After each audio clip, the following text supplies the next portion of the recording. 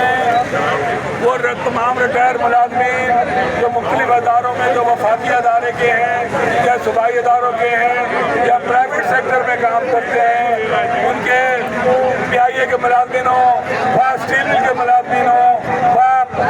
Karachi port کے ملازمین ہوں یا نیشنل ریفائنری کے ملازمین ہوں یا وہ بے تحاشا صنعتی یونٹ 650 کے قریب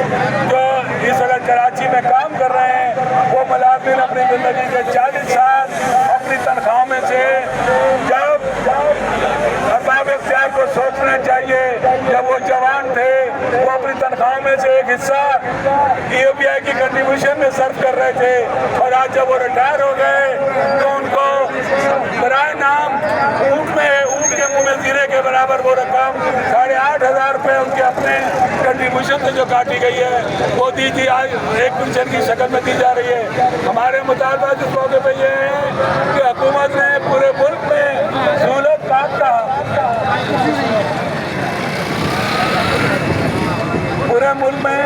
سہولت کارڈ کا اجرا کیا ہے، لیکن سندھ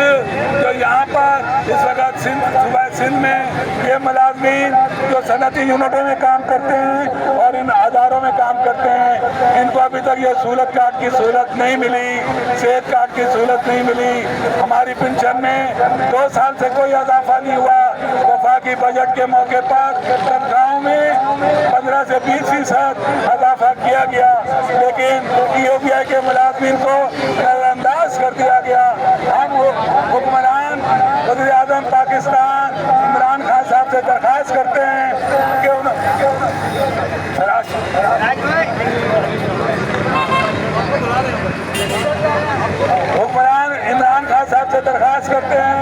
کہ وہ اتنے بڑے صنعتی شہر، اتنے بڑے صوبہ سندھ کے یہ ملازمین جو پورے پاکستان کو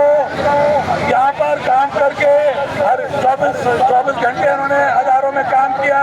پورے پاکستان کو مختلف قسم کی چیزیں بنانے میں اور ان اداروں میں دوائیوں کے محکموں میں اور KPT میں اور PTCL میں اور ریلوے میں اور اسٹیل میں اپنی جوانیاں صرف کرنے کے بعد اس ملک کے نظر کو سنبھالا۔ آج جب وہ لاچار ہیں، آج جب وہ بوڑھے ہیں، آج جب وہ اپنی دوا کے لیے پیسہ نہیں استعمال کر سکتے، وہ اپنے گھروں کے علاج کے علاوہ اپنی جان کے اوپر 2 پیسے خرچ نہیں کر سکتے، انہیں کوئی پنشن کی رقم نہیں مل رہی، انہیں کوئی اس کے علاوہ کوئی سہولت کارڈ نہیں مل رہا، انہیں کوئی راشن کارڈ نہیں مل رہا، ان کی پنشن میں اضافہ نہیں کیا جا رہا، ان کی طرف کوئی حکمران کام نہیں کر رہے، ان کی طرف حکمران کوئی فیصلہ نہیں کر رہے۔ تمام لوگوں سے درخواست کرتا ہوں، یہ افراد جو سائڈ میں کھڑے کہ ہماری آواز سنیں، خاموشی اختیار کریں، برائے کرم خاموشی اختیار کریں، اپنے پریس کلب میں اپنی آواز پہنچائیں، اپنی یکجہتی کا مظاہرہ کریں۔ وہ افراد جو سامنے کھڑے ہیں ان سے بھی درخواست کرتا ہوں کہ پنڈال میں آ جائیں، آپ کے نمائندے